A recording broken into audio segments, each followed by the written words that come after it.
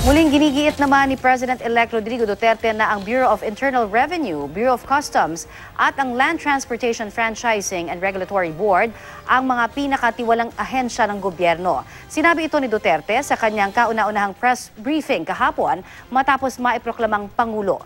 Bukod sa mga nabanggit na ahensya, hindi rin nakaligtas sa puna ni Duterte ang korupsyon sa Department of Public Works and Highways.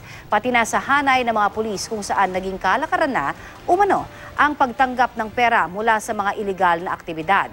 Wala pang reaksyon ang mga nabanggit na ahensya ukol sa pahayag na ito ni Duterte.